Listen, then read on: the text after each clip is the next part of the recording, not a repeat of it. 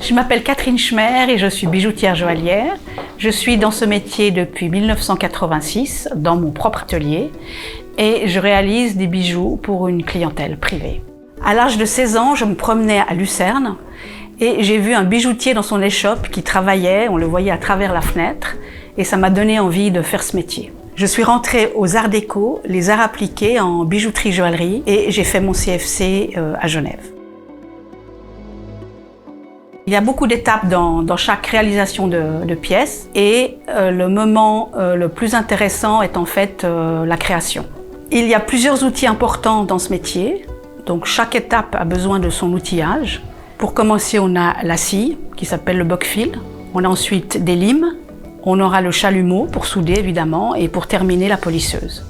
Bijoutière joaillière, il y a une différence entre les deux métiers. La bijoutière, elle va mettre en avant le métal, et la joaillière va mettre en avant les pierres. Mon exigence la plus importante, en fait, est l'esthétique. Et il faut toujours que la pièce soit très harmonieuse. Voilà. Mon style créatif est très varié, disons. J'aime bien faire des choses qui peuvent être design, des choses plus baroques. J'ai réalisé un bijou qui est un pendentif en corail et en or jaune et qui peut se porter de différentes façons, en long ou en large pour le pendentif et en broche aussi.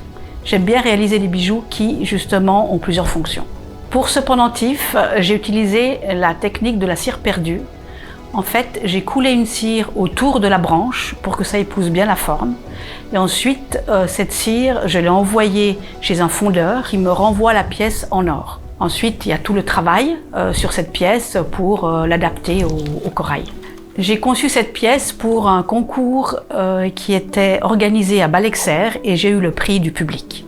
Le métier de bijouterie est un métier qui intéresse beaucoup les jeunes, car à Genève, on est dans un milieu d'horlogerie, de joaillerie et de bijouterie. Pour les jeunes qui aimeraient se lancer dans ce métier, il faut avoir beaucoup de patience, il faut être très minutieux, il faut toujours se remettre en question et recommencer, ce qui n'est pas toujours évident.